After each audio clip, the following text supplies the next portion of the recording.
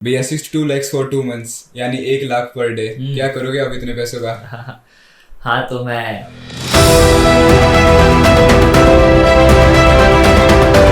Hi guys, तो आज हमारे साथ है अनिरुद्ध भैया, जिनकी अभी 63 lakhs की इंटर्नशिप लगी है, वो भी सिर्फ 2 months के लिए। तो आज हम उनसे जानने वाले कि इतना पैसा कमाने के लिए क्या करना पड़ता है। तो स्टार्ट करते हैं भैया के इंट्रोडक्शन से। Hello everyone. First of all मैं अंकित को थैंक्स बोलना चाहूँगा पॉडकास्ट को बुलाने के लिए। और मैं थर्ड ईयर एमएनसी में हूँ। मैं मेरा होम टाउन पटना बिहार है। लेकिन मैं हैदराबाद में 6 साल से रहा हूँ, तो मतलब हैदराबादी टाइप ही हूँ। और हाँ, मेरी अक्टूबर में लगी है 63 lakhs फॉर 2 months, जो कि मतलब विश्वास करने में मुश्किल होता है थोड़ा, लेकिन है। तो भैया आपके फर्स्ट ईयर से स्टार्ट करते हैं कि आपने फर्स्ट ईयर में कैसे अपनी प्रिपरेशन स्टार्ट की थी। तो फर्स्ट ईयर से बताइए आपने क्या क्या रिसोर्सेज वगैरह भी यूज़ किए थे। फर्स्ट ईयर में जब मैं आया था तो बेसिकली मैं थोड़ी बहुत कोडिंग वगैरह चालू किया था। और जो आईटीपी कोर्स होता है उसमें सी लैंग्वेज सीखा था, और उसमें डिसेंट अमाउंट ऑफ नॉलेज आया था कोडिंग कैसे करते हैं। और फिर सेकेंड सेम में मैंने थोड़ा थोड़ा एमएल वगैरह चालू किया था, ऑनलाइन यूट्यूब वगैरह देख के। और मतलब कोई एक पर्टिकुलर रिसोर्स फॉलो नहीं किया था मैंने एमएल स्टार्टिंग में सीखने के लिए। फिर मैंने थोड़े टाइम बाद एनएलपी पे थोड़ा फोकस किया, नेचुरल लैंग्वेज प्रोसेसिंग। एनएलपी में मैंने कृष्ण नायक नाम के एक यूट्यूबर को फॉलो किया था। वो काफ़ी मतलब अच्छे तरीके से थोड़े डिटेल्ड वे में एनएलपी अच्छा खासा पढ़ाए थे। Not too much in detail. Mathematical aspect थोड़ा कवर था और थोड़ा कोडिंग एस्पेक्ट भी अच्छे खासे तरीके से कवर था, तो मैंने उनको फॉलो किया था। तो आपने लाइक एमएलई क्यों चूज किया? एमएल यार थोड़ा इंटरेस्ट आ रहा था उसमें। मैंने थोड़ा थोड़ा कॉम्पिटिटिव कोडिंग ट्राई किया था फर्स्ट सेम में, लेकिन उतना इंटरेस्ट नहीं आया था मेरे को। तो मैं सोचा कि थोड़े फ्री टाइम में लेट्स डू सम एमएल, थोड़ा एमएल सीख लेते हैं और एपॉक द एमएल क्लब में जाने की कोशिश करते हैं। ठीक है, फिर आपका फर्स्ट ईयर खत्म हो गया था, फिर ब्रेक में आपने कुछ किया था जो सेकंड ईयर से पहले होता ब्रेक है? में यार अपना एक्चुअली वो जो सेमेस्टर था ना वो थोड़ा लेट, हम लोग का अक्टूबर में चालू हुआ था, तो थोड़ा ब्रेक वगैरह हमें कम मिला था क्योंकि 4 4 महीने के सेमेस्टर होते हैं, तो हमारा ब्रेक काट दिया गया था ताकि सही लाइन में आ जाए। ब्रेक में मैंने ज़्यादा मस्ती ही की थी वैसे, मतलब घर गया था, टाइम पास किया दोस्तों के साथ। अच्छा ठीक है, फिर सेकंड ईयर में आते हैं कि थर्ड ईयर में इंटर्नशिप आई, तो आपने सेकंड ईयर में क्या अलग से स्टार्ट किया कुछ? हाँ, सेकेंड ईयर में बेसिकली थोड़ा कोर्सवर्क का मतलब लोड थोड़ा बढ़ गया था। थोड़ा तो इसलिए पहले स्टार्टिंग में मैंने ट्राई किया था कि कोर्सवर्क पे थोड़ा ज़्यादा ध्यान दूँ। लेकिन साइड बाय साइड मैंने थोड़ा बहुत कोडिंग भी रखा ही था कि करते रहूँ। और बीच बीच में थोड़े वीकेंड्स को थोड़े मतलब ब्रेन टीजर्स पजल्स ये सब कर लिया करता था रेयरली, ताकि मतलब वो भी एक इम्पॉर्टेंट पार्ट होते हैं कंपनीज़ के लिए, तो मैं वो सब क्वेश्चंस कर लिया करता था बीच बीच में। और थर्ड सेमेस्टर में मेरे को गूगल स्टेप इंटर्न का इंटरव्यू का चांस मिला था। अप्रोक्सीमेटली 8 से 10 बच्चों को मिला था अपने बैच में। तो वो कैसे मिलता है उसके बारे में थोड़ा? हाँ, तो बेसिकली उसकी रिक्वायरमेंट तो ये थी कि मतलब एमएनसी सीएससी इलेक्ट्रिकल या एआई में, और सीजी शायद 7 या उससे ऊपर, और मतलब रेज्यूमे सबमिट करना था और वो एक कोडिंग एग्ज़ाम देना था जिसमें मैंने डिसेंट परफॉर्म किया था। और उसके बाद इंटरव्यू का मौका मिला, लेकिन मैं उस टाइम पे उतना डीएसए में उतना अच्छा नहीं था। आई was not so confident about DSA, तो थोड़ा सा हक दिया था मैंने इंटरव्यू में। मतलब क्वेश्चन स्टार्टिंग में समझने में थोड़ी दिक्कत हो गई थी, और वो कैरी ऑन हो गया इंटरव्यू में। मैं अच्छे से मतलब एक्सप्लेन नहीं कर पाया, मैं थोड़ा लेट भी समझा था क्वेश्चन, और उसके बाद भी आगे वाली चीज़ें थोड़ी नहीं कर पाया, अच्छे से ऑप्टिमाइज़ नहीं कर पाया अपने सोल्यूशन को। और फिर तो गूगल स्टेप में नहीं हुआ था। May be a blessing in disguise, क्योंकि अगर गूगल स्टेप में हो जाता तो क्या पता फिर गूगल स्टेप के बाद वो गूगल इंटर्नशिप का, अगर स्टेप में अच्छा करते तो पीपीआई मिलता है, मतलब गूगल इंटर्नशिप का मौका मिलता है। तो मैं फिर ऑक्टोबर में नहीं बैठ पाता। May be a blessing in disguise. और 62 lakhs नहीं मिल पाता? हाँ, तो हो सकता है कि तो फिर फोर्थ सेमेस्टर वगैरह में आपने क्या स्टार्ट किया? हाँ, फोर्थ सेम यार थोड़ा एमएनसी के लिए कुछ ज़्यादा ही टफ होता है, मैं ऐसा मानता हूँ। क्योंकि बहुत सारे हार्ड से काइंड ऑफ कोर्सेज आते हैं जिसमें ग्रेडिंग भी अच्छी नहीं होती, तो मेरा फोकस और भी कोर्सेज पे चला गया था। लेकिन बीच बीच में थोड़ा थोड़ा डीएसए करते रहा मैं, थोड़ा थोड़ा, ज़्यादा नहीं, ऑन वीकेंड्स कभी कभी, मतलब पीओटीडी कर देता, problem of the day, leet code वगैरह पे। तो उससे मेरा मतलब डीएसए से कभी ये फ्लो नहीं छूटा। और ऊपर से मेरे एल्गोरिथम्स का कोर्स था, तो एल्गोरिथम्स के कोर्स में काफ़ी सारे मतलब कॉमनली यूज एल्गोरिथम्स वो कवर हो जा रहे थे। तो मेरे को अलग से डीएसए एक्चुअली उसका थ्योरी पढ़ने की कोई ज़रूरत नहीं पड़ी थी। तो दैट वाज वन एडवांटेज। और थर्ड सेम में डीएसए और डीएसए लैब भी था मेरे, तो टोटल 6 ग्रेड्स के डीएसए थे। तो वो काफ़ी मतलब हेल्प किया कि मतलब मेरे को सारे अच्छे खासे कोर्स वर्क में ही डेटा स्ट्रक्चर्स एल्गोरिथम्स हो गए थे। क्योंकि कोर्स वर्क थोड़ा थियोरेटिकल होता है, बस उन्हें कोड में इम्प्लीमेंट करना होता है अब आगे जाके, छुट्टियों में, मतलब 4th सेम और 5th सेम के बीच में जो छुट्टियाँ थी, उसमें मेरे को बस कोडिंग इम्प्लीमेंटेशन पे ज़्यादा ध्यान देना था। तो आपको कभी ऐसे प्रॉब्लम फेस हुई कि एकेडमिक्स और इंटर्नशिप की प्रिपरेशन में बैलेंस नहीं हो रहा है या फिर सीजी कम होती जा रही है? हाँ, तो 4th सेम में बेसिकली थोड़ी सीजी तो कम हुई थी, लेकिन वो मतलब मुश्किल सेम होता है, और मुश्किल सेम होता है तो थोड़ी तो सीजी कम होनी बनती है। और लेकिन मतलब मैंने एकेडमिक्स पे थोड़ा ज़्यादा फोकस किया था 4th सेम में, क्योंकि अगर मेरा सीजी 8.5 बिलो गिर जाता तो थोड़ा कंपनीज़ के एलिजिबिलिटी में भी दिक्कत हो सकती थी। इसलिए मैंने थोड़ा कोर्सों पे ज़्यादा ध्यान दिया, क्योंकि 3 महीने की छुट्टी मिलती है between 4th and 5th same. तो उसमें अगर मैं अच्छे से अपना प्रिपरेशन कर सकता हूँ इंटर्नशिप का, तो वाई रिस्क। तो फिर आपने mostly second year like course work में डीएसए वगैरह कर लिया था, हाँ तो आपने फिर कोई कोर्सेज वगैरह नहीं लिए थे उस सेकेंड ईयर के बीच में, जैसे आपने फर्स्ट ईयर में यूट्यूब वगैरह से प्रिपरेशन की थी ऐसा? हाँ, सेकेंड ईयर में मैंने कुछ बाहर से ज़्यादा कुछ किया नहीं था, बस थोड़े बीच बीच में लीड कोड के तो फिर क्वेश्चन आपके करता। जो ब्रेक हुआ था 3 मंथ्स का, उसमें आपने क्या लीड कोड पे क्वेश्चन ही किए थे? हाँ, मतलब थोड़ी बहुत मस्ती, लेकिन रोज़ के 2 से 3 घंटे लीड कोड। और बीच बीच में थोड़ा थोड़ा एमएल भी रिवाइज कर लेता था, क्योंकि डीएसए तो चाहिए ही, और मतलब अगर आपको एमएल की कंपनीज में जाना है तो एमएल की भी नॉलेज की बहुत ज़रूरत होती है। तो एफओएमएल के नोट मैंने मंगाए थे एआई वालों से, और वो थोड़ा मैथ्स वाला पार्ट देखता था। और बीच बीच में थोड़ा क्वांट पजल्स, प्रोबेबिलिटी स्टैटिस्टिक्स भी कवर कर लेता था, ताकि क्वांट रोल्स में भी काम आ जाए। अच्छा, फिर आपका 5th सेमेस्टर स्टार्ट हो गया था, तो 5th सेमेस्टर में इंटर्नशिप कंपनीज आने स्टार्ट हो हाँ जाते, तो 5th सेमेस्टर के बारे में थोड़ा बताओ। हाँ, तो बेसिकली इंटर्नशिप पीरियड अपना गूगल के ओए से चालू हो गया था।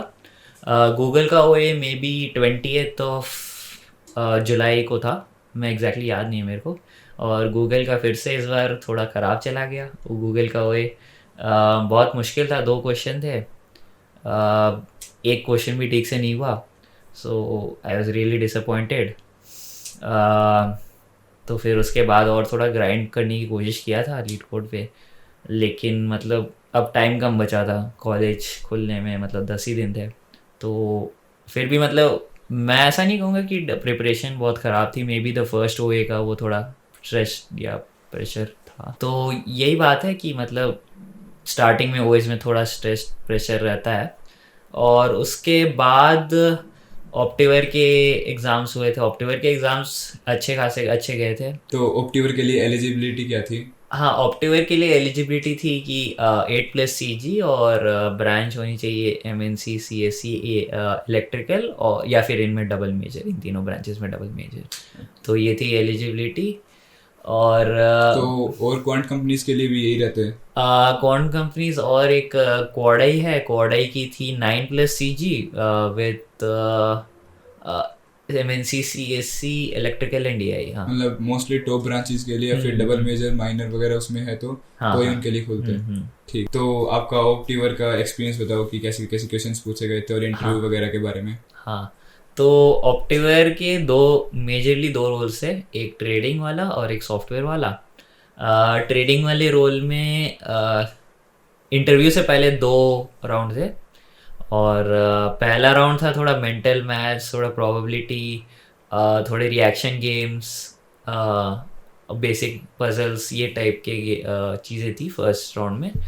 तो उसमें मैंने डिसेंट परफॉर्म किया था, तो मैं एक्सपेक्ट कर ही रहा था कि मेरे को सेकेंड राउंड में मिलेगा मौका।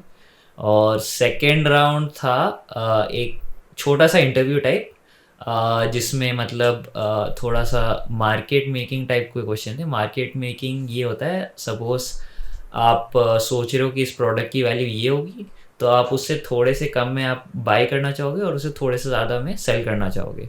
तो मतलब हमें कुछ बोला जा रहा था, मान लीजिए कि सम ऑफ फर्स्ट 100 प्राइम नंबर्स। तो ये मतलब कोई एग्जैक्टली बोल नहीं सकता है बिना पेन मतलब बिना कैलकुलेट किए। तो मतलब गेस करना था और उसके ऊपर ये बोलना था कि I my guess would be this much and I would try to put my bid, मतलब buy orders as this much and sell orders as this much. तो this is something market making, मतलब थोड़ा सा complex चीज़ है। That's what Optiver does. तो market making का part था उस राउंड में, और थोड़े प्रोबेबिलिटी के, नॉट सो हार्ड, थोड़े अप्रोक्सीमेशन टाइप क्वेश्चंस। तो ये था सेकेंड राउंड। ये थोड़ा इंटरव्यू फॉर्मेट में था। एक बंदा ऑप्टिवर का आके बैठा हुआ था और वो अपने लॉजिक और एक्सप्लेनेशन सुन रहा था और हम बोल रहे थे। और ये था सेकेंड राउंड। और सेकेंड राउंड में मैंने मार्केट मेकिंग में उतना अच्छा नहीं किया था, लेकिन प्रोबेबिलिटी में बहुत अच्छा किया था।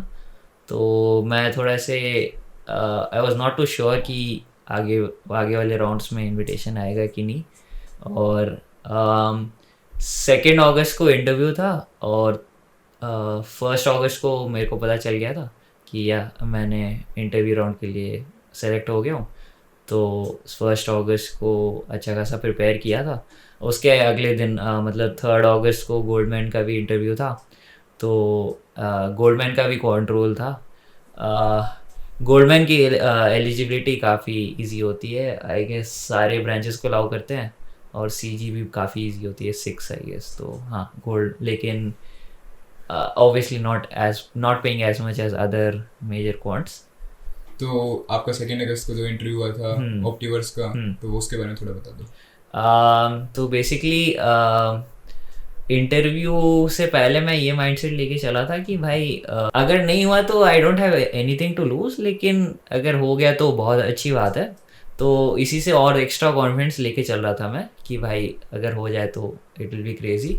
तो फिर मैं मतलब सबसे पहले टेक्निकल राउंड था एक, उसमें काइंड ऑफ थोड़ा सा डेटा इन्फरेंस, थोड़ा सा स्टैटिस्टिक्स एंड थोड़ा सा मार्केट मेकिंग, ये तीनों फैक्टर्स इन्वॉल्व थे। गेम टाइप था where you have to explain your logic to the interviewer. और इंटरव्यूअर बहुत सारी क्रॉस क्वेश्चनिंग कर रहा था कि भाई ऐसा क्यों सोच रहे हो, give the reason, what if the assumptions you made are wrong, क्या पता ऐसा हो गया या फिर ऐसा हो गया। मतलब आपको लाइक मेंटल एबिलिटी टेस्ट कर रहा था। मेंटल एबिलिटी टेस्ट कर रहा था, और प्रेशर में कैसे रिएक्ट करते हो, कितनी जल्दी अपना ऑल्टरनेट सॉल्यूशन बना लेते हो, ये सब चीज़ें स्पेशली टेस्ट कर रहे थे। तो बेसिकली टेक्निकल राउंड यही था। और वो एंड में ऐसे क्वेश्चन भी पूछते हैं कि तुझे क्या लगता है तूने इंटरव्यू में सबसे अच्छा पार्ट क्या किया और किस चीज़ को इम्प्रूव करना चाहिए तुझे अपने इंटरव्यू में ही। तो फिर वो सब भी पूछे। And then coming to the behavioural interview. Behavioural में वो सबसे पहले ऐसे स्टार्ट किए कि भाई टेक्निकल कैसा गया तुम्हारा, प्लीज़ डिस्क्राइब, मतलब कैसे गया। और फिर मतलब उसके बाद सपोज तुम कुछ चीज़ के बारे में बात कर रहे हो, वो उसी के बारे में ड्रिल करना चालू कर देते कि इसके बारे में बताओ, अच्छा तुम इसमें इंटरेस्टेड हो, उसके बारे में बताओ, तुम ये कितने सालों से कर रहे हो, क्या प्रोफिशिएंसी है इसमें, फ्री टाइम में क्या करते हो, टीम या फिर टीम वर्क में क्या कंट्रीब्यूशन रहता है तेरा यूजुअली। और फिर रेज्यूमे के बेस पे भी कुछ क्वेश्चन पूछे कि ये वाला कैसे किया तुमने, क्यों किया, और हाँ इस टाइप के क्वेश्चन। तो कम्युनिकेशन स्किल्स का भी कोई इम्पोर्टेंस था? हाँ communication skills, to be able to communicate in English fluently, वो इम्पोर्टेंट था। अच्छा ठीक है, फिर लाइक रिजल्ट के बारे में थोड़ा बताओ। हाँ तो काइंड ऑफ 6 बजे तक मेरे हो गए थे इंटरव्यू, 6 बजे शाम तक, और 6:30 बजे मेरे को बता दिया जाता है कि भाई हो गया। तो मैं बहुत ही खुश हो गया था। मेरे दोस्त सारे आके उठा के मेरे को ले गए, कैंटीन घूमने गए, और कैंटीन में बहुत सारे लोगों को पार्टी दे दिया, रैंडमली चॉकलेट बांट दिया बहुत सारे लोगों को। और अब उससे पहले तो पेरेंट्स को, सबसे पहले तो पेरेंट्स को कॉल किया था, मम्मी पापा बहुत खुश हो गए थे। तो अगर आपको अभी फर्स्ट ईयर में वापस जाना हो तो आपने जो कोई मिस्टेक्स की थी अपने फर्स्ट ईयर में, तो वो नहीं दोहराना चाहोगे या फिर कुछ नया करना चाहोगे थोड़ा बहुत? हाँ, तो फर्स्ट ईयर में एक्चुअली मैंने थोड़ा सा कभी कभी एकेडमिक्स को थोड़ा इग्नोर किया था। इसी कारण मेरे को सेकेंड ईयर में थोड़ा ज़्यादा ध्यान देना पड़ा। फर्स्ट ईयर में एक बार ऐसा हुआ था कि प्रॉफ ने बोला था कि अगर इस लास्ट क्लास में एग्ज़ाम हो चुका था, एंड सेम हो चुके थे, उन्होंने बोला था कि अगर अगले, मैं एक एक्स्ट्रा क्लास रख रहा हूँ क्योंकि मेरे को और पढ़ाना है, और अगर अगले क्लास में नहीं आए तो मैं 10 मार्क्स काट दूंगा। मैंने इग्नोर करके, मैं और मेरे 4 कोऑर्डिनेट्स, हमने बात नहीं सुनी, हम लोग सोते रह गए। क्लास हुई और अपने 10 नंबर कट गए मैं 100 में से। कुछ लोग के 2 ग्रेड गिर गए, कुछ लोग के 1 ग्रेड गिर गया।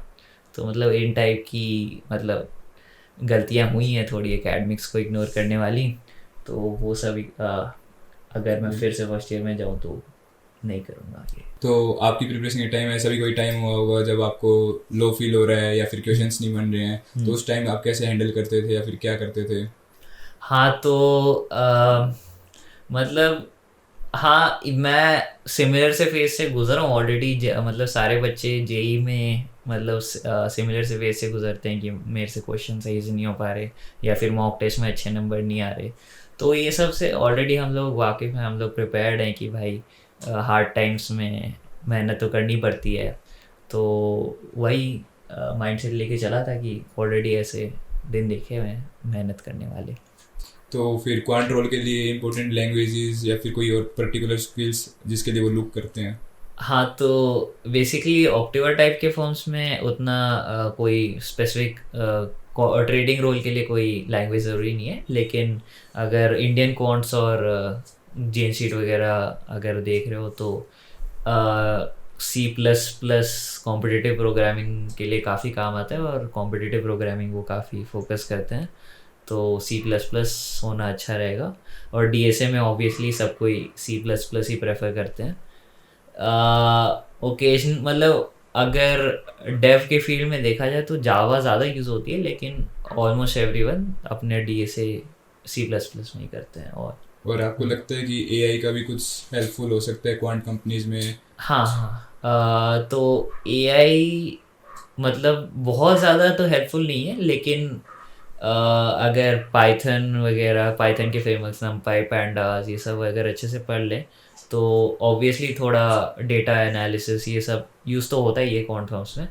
बहुत ज़्यादा एक्सटेंट पे नहीं, लेकिन थोड़ा थोड़ा यूज़ होता है। तो इंटर्नशिप के बाद आपके क्या प्लान्स हैं कि इसी कंपनी में आगे PPO वगैरह के लिए ट्राई करना है या फिर कुछ और एक्स्ट्राऑर्डिनरी करना है? हाँ, तो PPO के लिए तो डेफिनेटली ट्राई करना ही है। और अगर PPO मिल जाए तो बढ़िया है, अगर PPO ना मिले तो प्लेसमेंट में बैठना पड़ेगा। तो फिर क्वांट कंपनीज में ही देखोगे या फिर? हाँ, क्वांट कंपनीज में देखना पसंद करूँगा, लेकिन मतलब अपने यहाँ बहुत ज़्यादा क्वांट्स आती नहीं है प्लेसमेंट के लिए, ये एक सच्चाई है। तो मतलब कोशिश तो करूँगा। तो अभी जो इंटर्नशिप रहने वाली है वो कौन सी कंट्री की है? हाँ, तो ये एम्स्टर्डम नेदरलैंड्स के लिए है। और क्या वर्किंग आवर्स रहने वाले हैं?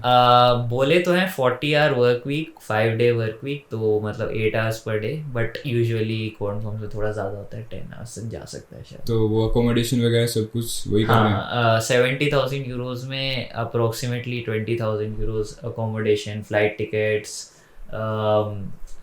हेल्थ इंश्योरेंस, वो सब के हैं। अच्छा, तो उसी में इंक्लूडेड है सब कुछ? हाँ, पब्लिक ट्रांसपोर्ट वो सब भी included है, खाना पीना सब। तो कोई फाइनल एडवाइस जूनियर्स देख रहे हैं फर्स्ट ईयर सेकेंड ईयर कि उनको कैसे ग्राइंड करना चाहिए, कौन सी स्किल्स पे फोकस करना चाहिए स्पेशली फॉर क्वांट रोल्स? अच्छा, तो क्वांट रोल्स में बेसिकली 2 टाइप के कंपनीज हैं।